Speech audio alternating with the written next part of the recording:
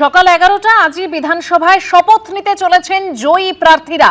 নবনির্বাচিত প্রার্থীরা তারা আজ শপথ নেবেন। কিছুক্ষণ আগে বিধানসভায় মুখ্যমন্ত্রী শুভেন্দু অধিকারী তিনি পৌঁছন এবং তাকে গার্ড অফ অনারও দেওয়া হয়। তবে যে ছবি আপনারা দেখতে পাচ্ছেন, শুভেন্দু অধিকারী তিনি ফেসবুকে এই ছবি পোস্ট করেছেন, তিনি পুজো দেন। ঠিক সেই সময়ের ছবি, বিধানসভায় নিজের জন্য যে নির্দিষ্ট ঘর, সেই ঘরে ঢুকে পুজো সারলেন শুভেন্দু অধিকারী।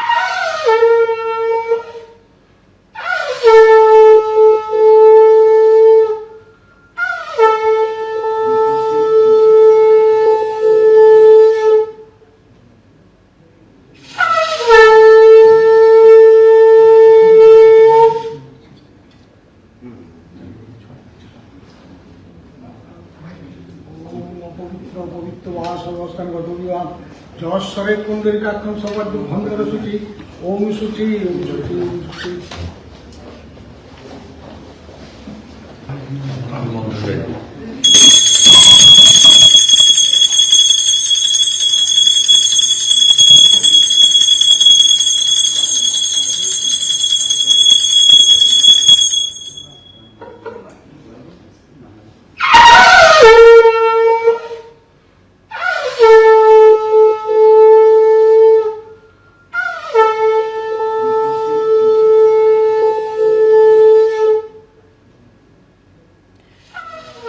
বিধানসভায় নিজের যে ঘর আর কি, তাই সেই ঘরে তিনি ঘন্টা বাজিয়ে পুজো দিলেন। একদিকে সেই ছবি দেখতে পাচ্ছেন, অন্যদিকে ঢোকার আগে একদম সিঁড়িতে, অর্থাৎ বিধানসভায় প্রবেশের আগে সিঁড়িতে নতজানু হয়ে প্রণাম করলেন মুখ্যমন্ত্রী শুভেন্দু অধিকারী। সেই ছবি আপনারা দেখতে পাচ্ছেন। আজকে বিধানসভায় নবনির্বাচিত জয়ী যারা প্রার্থীরা তারা আজকে শপথ নেবেন। মুখ্যমন্ত্রী শুভেন্দু অধিকারী তিনি বিধায়ক হিসেবে প্রথমে শপথ নেবেন। বিধানসভায় ঢোকার আগে সিঁড়িতে প্রণত এবং শ্রদ্ধা জ্ঞাপন করলেন শুভেন্দু অধিকারী।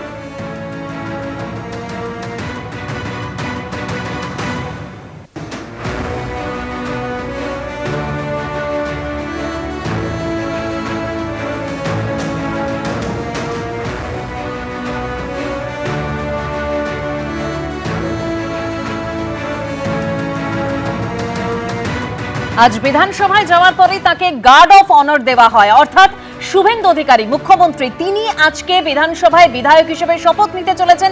তার আগেও যে ছবি আপনারা দেখলেন, একদম বিধানসভার ভেতরের ছবিটা আপনাদের সামনে তুলে ধরবো একবার সরাসরি। বিধানসভার ভেতরের ছবি আপনাদের সামনে তুলে ধরছি। প্রোটেম স্পিকার তাপস রায় আজকে তিনি শপথ বাক্য পাঠ করাবেন।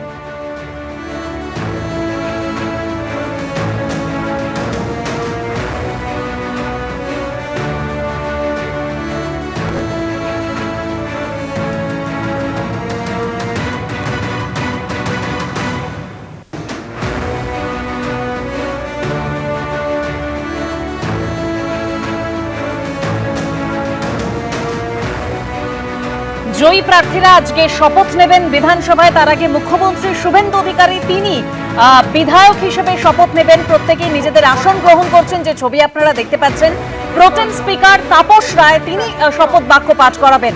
তার আগে যখন বিধানসভায় আজ শুভেন্দু অধিকারী প্রবেশ করেন, তখন তাকে গার্ড অফ অনার দেওয়া হয় এবং তারপরে একদম বিধানসভার সিঁড়িতে তিনি নতজানু হয়ে প্রণাম করেন, শ্রদ্ধা জ্ঞাপন করেন।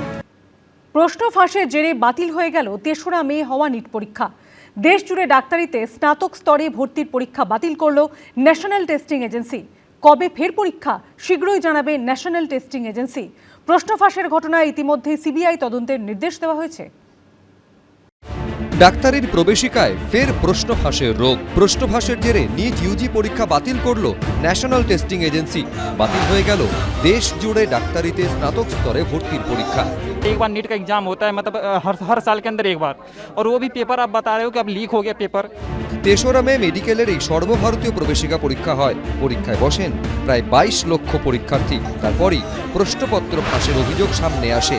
একটা গ্রেস কপি প্রথমে ছড়িয়ে পড়েছিল, সেটা ভাইরাল পর্যন্ত হয় এবং হাতে লেখা কপি তারপর দেখা যায় মিলিয়ে যে মূল প্রশ্নপত্রের সঙ্গে তার একটা ম্যাক্সিমাম মিল আছে, বহুলাংশে মিল আছে এবং এই মিল খুঁজে যাওয়ার পর তখনই একটা তড়িঘড়ি করে তদন্ত শুরু হয়। এরপরই স্বচ্ছতা বজায় রাখতে পরীক্ষা বাতিলের সিদ্ধান্ত নেয় ন্যাশনাল টেস্টিং এজেন্সি। এনটিএ তরফে জানানো হয় কবে ফের পরীক্ষা শীঘ্রই তা জানানো হবে। দ্বিতীয়বার ইস্যু হবে পরীক্ষার অ্যাডমিট। এর জন্য নতুন করে রেজিস্ট্রেশনের প্রয়োজন নেই, পরীক্ষার জন্য দিতে হবে না বাড়তি ফি। कि हम जो अगली परीक्षा दोबारा कराएंगे उसके लिए कोई एडिशनल फीस नहीं चार्ज करेंगे। सारी जो इन्फॉर्मेशन है वह सीबीआई को उपलब्ध करा रहे हैं ताकि सीबीआई जो भी व्यक्ति हो उसको ढूंढे, उसको जेल भेजे, सजा दिलाए, जिससे कि इस तरह की जो एग्जामिनेशन की प्रक्रिया में समय समय पर इस तरह की रिपोर्ट आती रहती है, इसका एक बार में खत्म किया जा सके। নিটের প্রশ্নপত্র ফাঁসের অভিযোগকে কেন্দ্র করে বিক্ষোভের ঢেউ আছড়ে পড়েছে বিভিন্ন শহরে।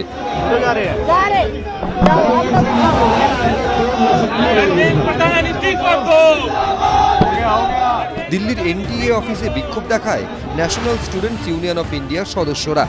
एनटीए नहीं कर पा रही है, एग्ज़ाम क्लियरली नहीं करवा पा रही है, हर बार ही लीक करवा देती है।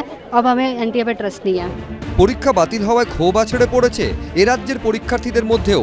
আমরা যে কঠিন যে পরিশ্রমটা করেছি, আমরা যে এত মানে এক বছর 2 বছর যে আমরা খেটেছি, যে আমরা মানে মানে এই যে স্যাক্রিফাইসগুলো করেছি, এই টোটাল স্যাক্রিফাইসটাতে একটা বাধা পড়ে গেল। তো সেই বাধাটা পেরিয়ে আমাকে এখন ডাক্তারিটা পড়তে হবে। 3টে ধাপে চেকিং, ফার্স্টে একজন চেকিং করছে, তারপরে পুলিশ চেক করছে, তারপর সেখানে চেক, তারপরেও যখন আমরা দেখি যে নিটের কোয়েশ্চেন পেপার লিক হয়ে গেছে, পুরো পরীক্ষাটাই বাতিল হয়ে যায়, যেটা এত বড় গাফিলতি যে কি করে মানে অলমোস্ট এভরি অল্টারনেটিভ ইয়ার কোয়েশ্চেন পেপার লিক হয়ে যাচ্ছে। প্রশ্ন ফাঁসের ঘটনায় ইতিমধ্যেই সিবিআই তদন্তে নির্দেশ দেওয়া হয়েছে। তদন্তকারী সূত্রে খবর, রাজস্থান পুলিশের স্পেশাল অপারেশন গ্রুপ ইতিমধ্যেই 18 জনকে আটক করেছে। তদন্তকারী সূত্রে খবর, পরীক্ষার আগে থেকে বিভিন্ন সমাজ মাধ্যমে প্রশ্নপত্র ঘুরে বেড়াচ্ছিল। একটি হোয়াটসঅ্যাপ গ্রুপেরও সন্ধান পায় তদন্তকারীরা। রাজস্থানের সিকার জেলা থেকে প্রশ্নপত্র ছড়িয়ে পড়ে বলে দাবি তদন্তকারীদের। 2024 সালেও এই মে মাসেই নিটের প্রশ্ন ফাঁস হয়, সেবার ফাঁস হয় নিট পিজির প্রশ্নপত্র। 2 বছর পর ফের সেই পরীক্ষাতেই প্রশ্ন ফাঁসের অভিযোগ ঘিরে তুঙ্গে উঠেছে রাজনৈতিক চর্চা। এক্সপোস্টে লোকসভার বিরোধী দলনেতা রাহুল গান্ধী লিখেছেন, 22 লক্ষেরও বেশি ছাত্রছাত্রীর কঠোর পরিশ্রম, ত্যাগ আর স্বপ্ন ভেঙে চুরে তছনছ হয়ে গিয়েছে। প্রধানমন্ত্রীর তথাকথিত অমৃতকাল দেশের জন্য 20 কালে পরিণত হয়েছে।